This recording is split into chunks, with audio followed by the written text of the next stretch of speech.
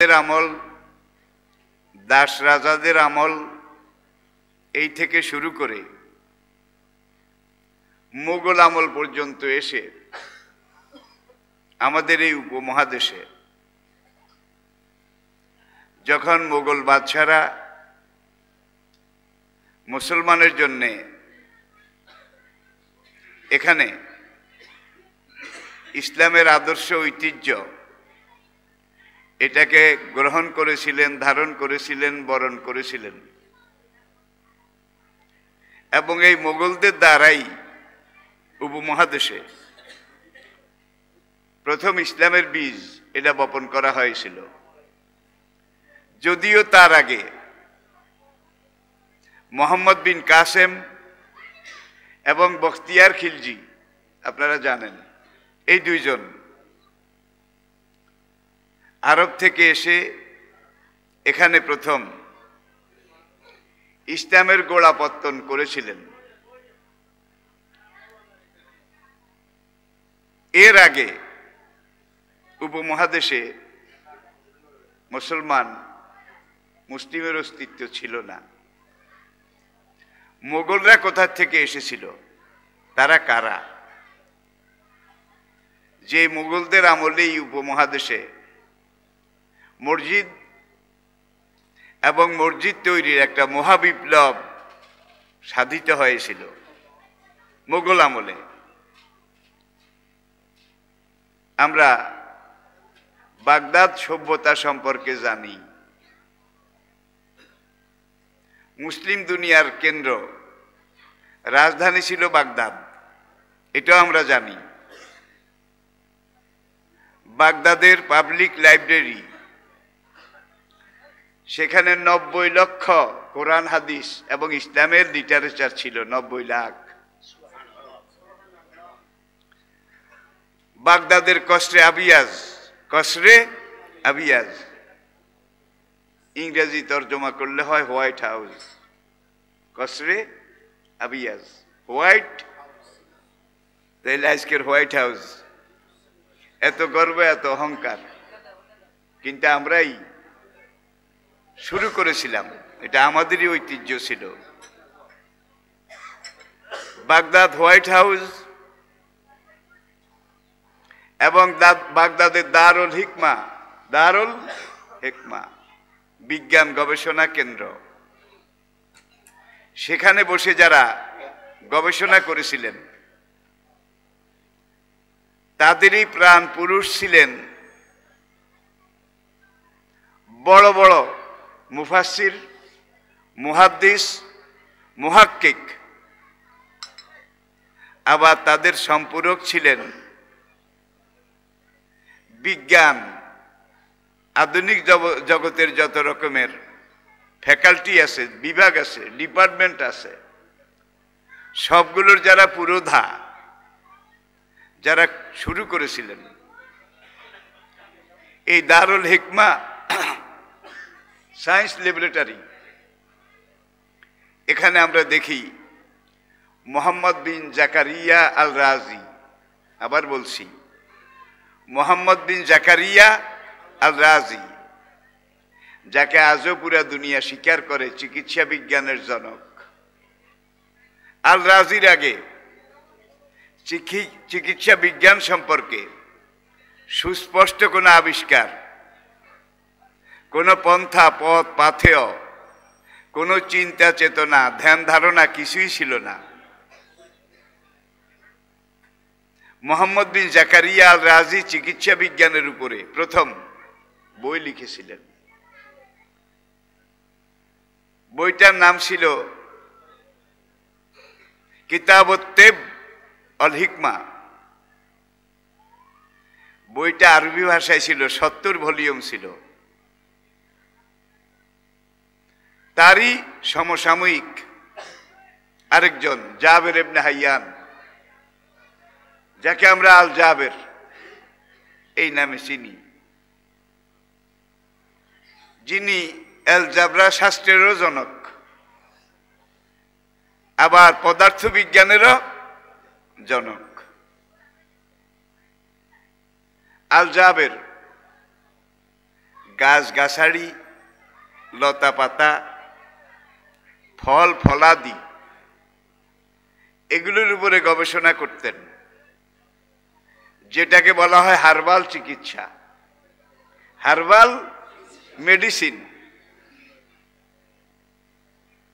মিশ্রণ, দ্রবণ, alcohol, salt, spirit, আর্গট mixture.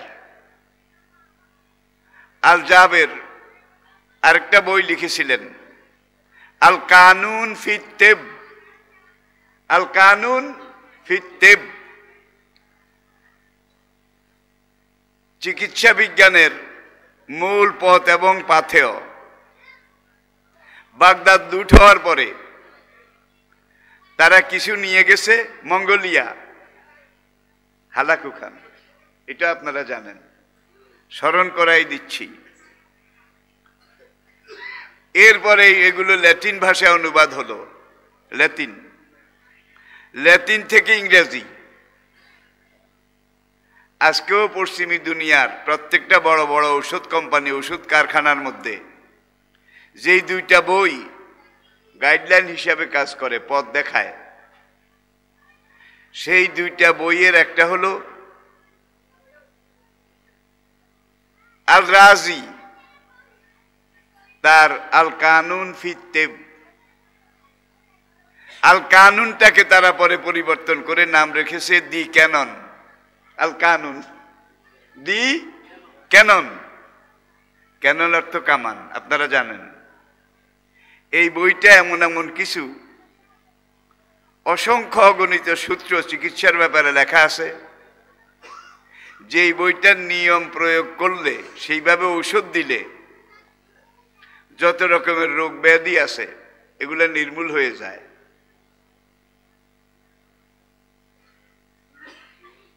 দি Canon, কামান, যেটা দিয়ে শত্রুকে নির্মূল করা হয়। আল কানুন ফি তিব, আল জাবেরের এটাকেই তারা আল দি ক্যানন। আজকেও সেখানে এই বইগুলো চিকিৎসা বিজ্ঞানের পথ প্রদর্শন করছে। এই বাগদাদের দারুল হিকমা, এখানে আরেকজন যাকে আপনারা জানি, আমরা জানি, ইবনে সিনা। ইবনে সিনা নামটা আগে আমাদের অজানা থাকলেও আজকে একটা কারণে ইবনে সিনা নাম এই দেশের অধিকাংশ মানুষ জানে এবং চিনে। তিনি প্রথম একজন মানুষের মাথায় মগজের মধ্যে টিউমার হয়েছিল, টিউমার, যেটা কঠিনতম চিকিৎসার একটা। ইবনে সিনা প্রথম ওই রুগীটার মাথায় মগজ এটা কেটে, মাথার খুলি ফেড়ে মাথার মগজের ওই টিউমার অপারেশন করেছিলেন, যার জন্য তাকে বলা হয় father of the surgery, father of the surgery, চিকিৎসা বিজ্ঞানের জনক। আমরা জানি ভূগোলের জনক ইদ্রিসি, ইতিহাসের জনক কেউ বলে আত-তাবারি, আবার কেউ কেউ বলে ইবনে খালদুন, আবার কেউ কেউ বলে যে ইতিহাসের জনক আরো একজন, তিনি এই বাগদাদের।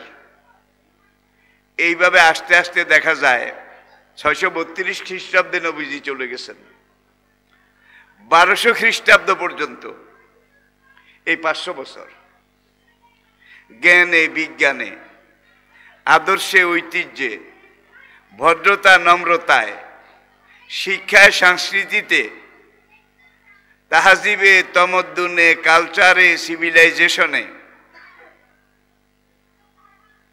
বিজয় অভিযানে, সাহসিকতায়, বীরত্বে, এলেমে, আমলে, ঐতিহ্যে, আখলাকে মুসলমান জাতি দুনিয়ার সবার উপরে ছিল। আর সব কিছুর পথ প্রদর্শক ছিল এই বাগদাদের যেই লাইব্রেরি, এখানে সবকিছু জমা ছিল। বাগদাদের লোক সংখ্যা ছিল তখন 12 লাখ। 12 লাখ।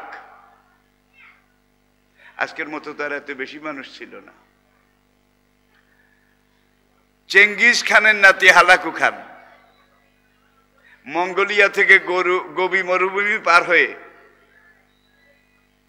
যখন ইরাকে ঢুকে বাগদাদ আক্রমণ করলো, তখন বাগদাদ কেন্দ্রিক মুসলিম দুনিয়ার আলেম ওলামা তাদের অবস্থাটা কি ছিল? কেউ ছিল সুন্নি, কেউ ছিল শিয়া, কেউ ছিল সালাফি, আবার কেউ বলতো আমরা কাদরিয়া, কেউ বলতো আমরা জবরিয়া, কেউ বলতো আমরা সুফিস্তাইয়া, কেউ বলতো আমরা মুতাজিলা। সবাই আলেমরা কিন্তু বিভিন্ন দলে ভাগ হয়ে কিছু কিছু করে অনুসারী। এইভাবে হুজুররা সব গুতাগুতি আর কিলাকিলি। এমন সময় হালাকু খা এসে ঢুকলো। ঢুকে যারা শাসক ছিল তাদেরকে শুধু মারে নাই, মারার পরে টুকরা টুকরা টুকরা টুকরা করে বস্তার ভিতরে ভরে হাতি এবং ঘোড়ার পায়ের নিচে দলিত মথিত করেছে। একজন শাসককেও জীবিত রাখেনি। আলেম ওলামা যারা শিয়া বলেন, সুন্নি বলেন, মুতাজিলা বলেন, কাদরিয়া, জবরিয়া, জাহামিয়া, সুফিস্তাইয়া, মুতাজিলা, যত দাড়ি টুপি পাগড়িওয়ালা আসিল কুল্লু খালাস, সব শেষ করে দিয়েছে। আজকে বাংলাদেশের অবস্থা তার চাইতে ভালো না। কি এক হুজুর আর এক হুজুরের বিরুদ্ধে, ঠিক না ঠিক? তাহলে বোঝা যায় আরেক হালাকু খানের দরকার। যুগে যুগে আল্লাহ কিন্তু ওলাউলা দাফা আল্লাহ নাসা বাদুহুম বেবাদিন লা ফাসাদাতিল আরদ, এইভাবে আল্লাহ এই দুনিয়ার বুকে একদল মানুষকে দিয়ে আরেক দল মানুষ খতম করে দিয়েছে। যখন দেখেছে খতম করা ছাড়া আর উপায় নাই। ইতিহাসের বহু ঘটনা এর সাক্ষী। 12 লক্ষ মানুষের মধ্যে 4 লক্ষ মানুষ হালাকু খানের হাতে শেষ। আরো 4 লক্ষ মানুষ দাজলা আর ফোরাত নদীতে ঝাঁপিয়ে পড়ে সেখানে ডুবে মরেছে। বাকি ছিল 4 লাখ। বড় বড় ইসলামী পণ্ডিত, গবেষক যাদের আমি নাম বললাম, তাদের যারা জীবিত অনুসারী ছিল একজনকেও জীবিত রাখেনি। সব বাগদাদের যত সোনা দানা, মূল্যবান মহামূল্যবান সম্পদ, সব কিছু লুটপাট করে মঙ্গোলিয়া নিয়ে গিয়েছিল। যাওয়ার সময় হালাকু খান বেছে বেছে বাগদাদের বিভিন্ন এলাকা থেকে খোঁজ খবর নিয়ে 10,000-এর কিছু বেশি অবিবাহিতা সুন্দরী মেয়ে তাদেরকে বন্দী করে মঙ্গোলিয়া নিয়ে গিয়েছিল। মঙ্গোলিয়া নিয়ে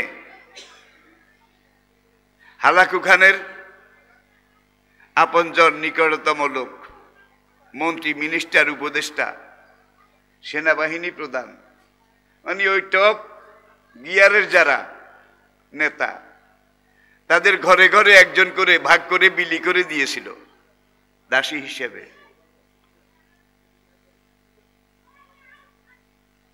এই 10,000 মুসলিম মেয়ে তারা সেদিন কি করবে আপনারা একটু চিন্তা করুন। এই মেয়েগুলো এত জুলুম, এত অত্যাচার, এত নির্যাতন, এত কিছুর ভিতর দিয়েও তারা আত্মহত্যা করেনি। একদিকে নির্যাতন সহ্য করেছে, আরেকদিকে যেই ঘরে যেই মেয়েটাকে তারা উপহার হিসাবে দিয়েছে ওই ঘরের সমস্ত মহিলাদের মধ্যে ওরা দাওয়াতি কাজ করেছে, ইসলামের দাওয়াত দিয়েছে, কোরআন তালিম দিয়েছে, কোরআন শিক্ষা দিয়েছে। 20 বছর পরে দেখা গেছে মঙ্গোলিয়ার প্রত্যেকটা ঘরে ইসলাম ঢুকে গেছে, প্রত্যেকটা ঘরে ঘরে মুসলমান সৃষ্টি হয়ে গেছে। আর ওই নারীদের, যারা ওই বন্দী মুসলিম মেয়েদের হাতে প্রশিক্ষণ লাভ করেছিল, তারা তাদের স্বামীদেরকে, আত্মীয়দেরকে ইসলামের পথে নিয়ে এসেছে। 20 বছর পরে দেখা গেল পুরা মঙ্গোলিয়া একটা টুপির দেশ, পাগড়ির দেশ, দাড়ির দেশ, মুসলমানের দেশ।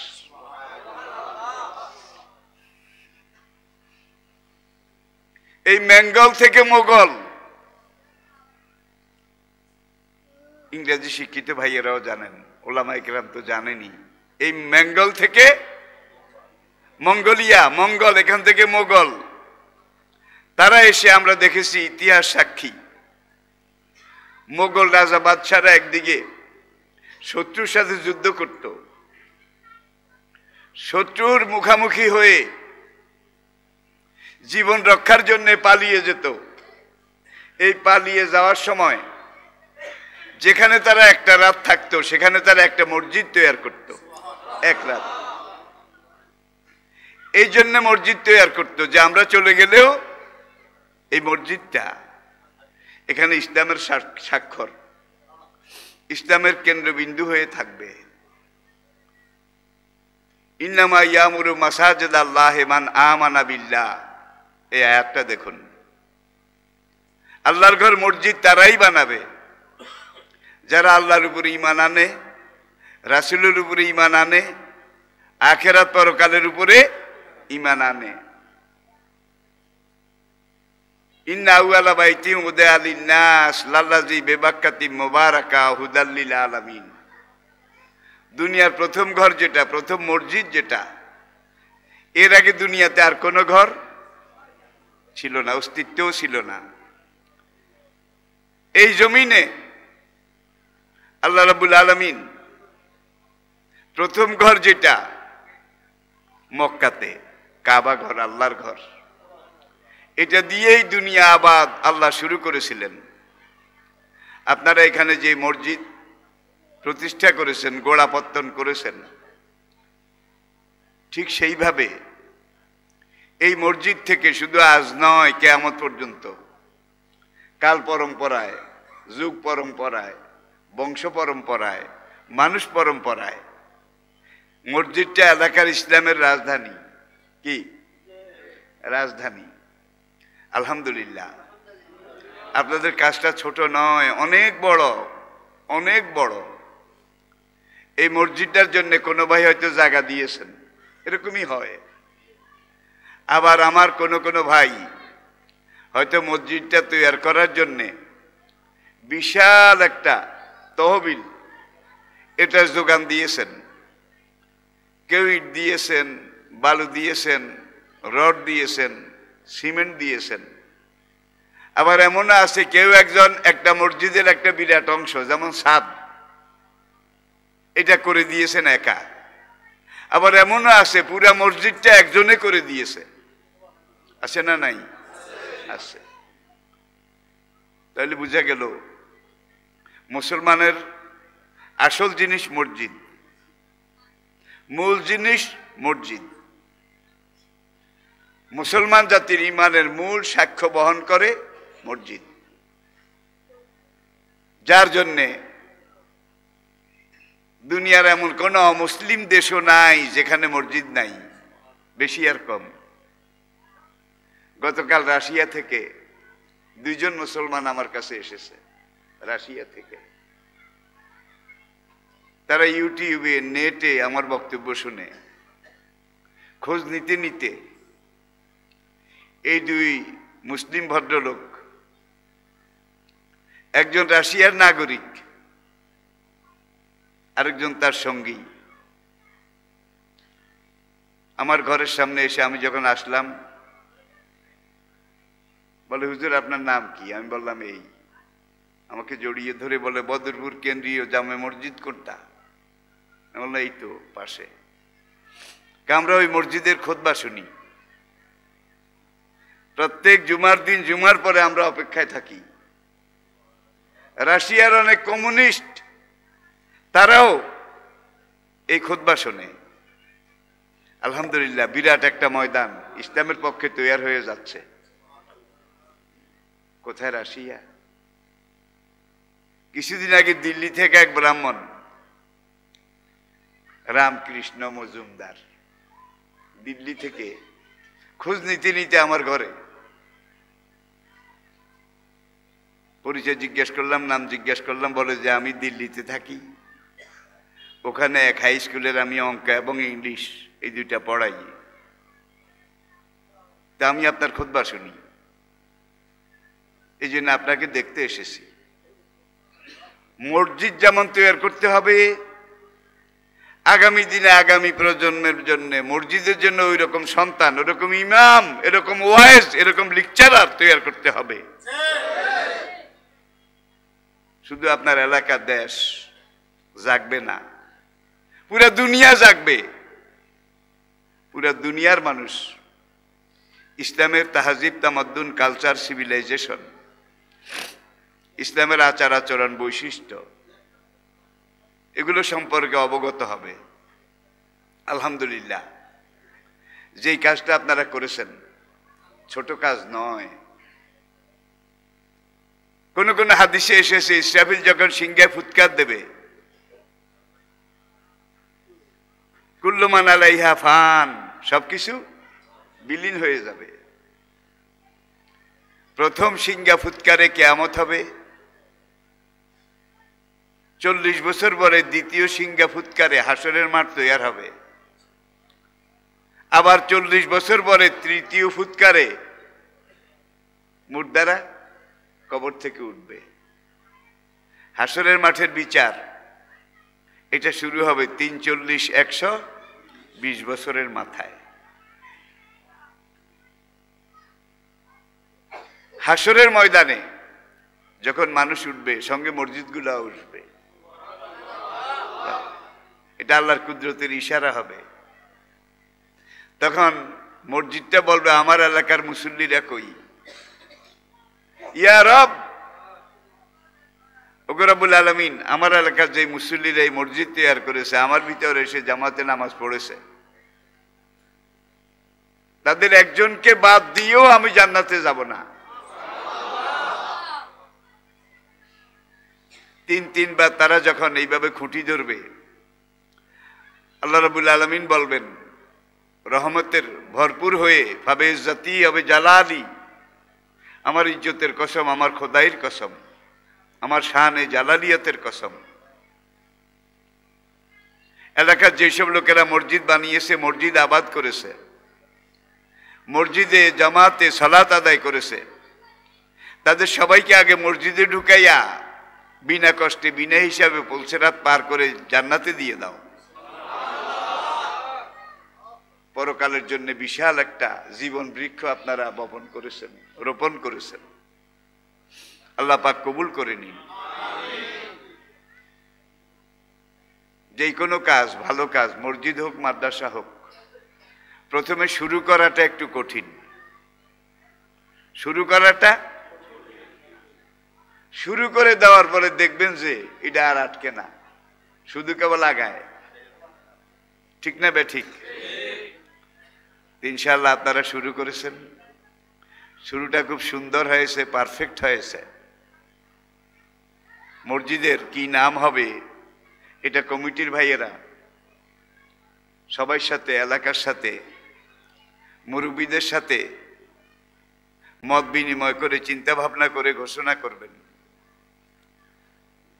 নাম ঘোষণার আগেই মসজিদ হয়ে গেছে, বলেন আলহামদুলিল্লাহ। এটাও তো আরেকটা বিশাল ব্যাপার। তা আসলে আমি ব্যস্ত মানুষ, আপনারা জানেন। আমার আজকে মাহফিল আমিষাপাড়া, আমি 2 মাহফিলে যাই না, আমার জীবনে এমন একটা রেকর্ডও নাই। এটা আমার মাহফিল না। আমার ভাইয়েরা বলছে যাওয়ার পথে একটু হাত তুলে যাবেন। আমি এখন আখিরি সর্বশেষ হাত তুলতে পারছি না, কথা শেষ হয় নাই। তবরক রেডি হয় নাই, কথাও শোনা লাগবে, তাবাররুকও সবাই নেওয়া লাগবে। এই জন্য আরো কিছু সময় দরকার নাকি? আলহাজ হযরত আল্লামা মাওলানা মহিউদ্দিন হাসান সাহেব, আমি মনে মনে তাকে খুঁজছিলাম, যেমন একজন লোক হইলে ভালো হইতো। নামাজ পড়ে দেখি যে আল্লাহর বান্দা হাজির, সকল কাজের কাজী, সকল কাজের কাজী। তিনি আপনাদের সাথে এখন কথা বলবেন, আলোচনা করবেন। আপনারা রাজি আছেন তো? আমরা এখন মুখে দোয়া করি। ইসলাম, ইসলামের আদর্শ, ঐতিহ্য, মসজিদ, মসজিদের গুরুত্ব, এই ব্যাপারেই আমি কথা বলেছি, অন্য কিচ্ছু বলিনি। রব্বুল আলামিন তুমি এই মসজিদকে কবুল করে নাও, কিয়ামত পর্যন্ত এই মসজিদটাকে এই এলাকার হেদায়েতের পাওয়ার হাউস হিসাবে তুমি কবুল করে নাও। কিয়ামত পর্যন্ত এই মসজিদ থেকে অগণিত হাজার হাজার নায়েবে নবীর দরজার আলেম এবং মুসলিম উম্মাহ তুমি তৈয়ার করে দাও। এই মসজিদটাকে হাসরের কঠিন ময়দানে আমাদের পরবর্তী বংশধর, কিয়ামত পর্যন্ত যারা আসবে, তাদের সবাইকে এই মসজিদের জন্য তুমি নিবেদিত প্রাণ করে দাও। পরিশেষে এই মসজিদের যোগান পূর্ণতা দানের জন্য, পূর্ণতা লাভের জন্য, পরিপূর্ণ একটা মসজিদ হওয়ার জন্য যত রকমের ব্যবস্থা দরকার, যোগান দরকার, ব্যবস্থাপনা দরকার, সবকিছু তোমার ইশারায়, কুদরতি হাতের ইশারায়, বরকতে তুমি যোগান দিয়ে দিও। পরবর্তীতে লক্ষ লক্ষ সাহাবার মধ্যে তাদের চাইতে অনেক আমলদার, নেককার, অনেক বড় বড় সাহাবা ছিলেন, কিন্তু বদরীদের মর্যাদা কেউ পায় নাই। ইমাল না, ঠিক না? ঠিক। এই মসজিদের ব্যাপারে আপনারা বদরী সাহাবা, আল্লাহ কইছে হেতারা জামান তো তা করো, হেতারা বেহেশতি। কোরআনের কথা, এ মালুম আসে তো, বেহেশতের দপ্তরে তাদের নাম আমি লিখে ফেলেছি। আল্লাহ পাক আপনাদেরকে সেইভাবে কবুল করুন।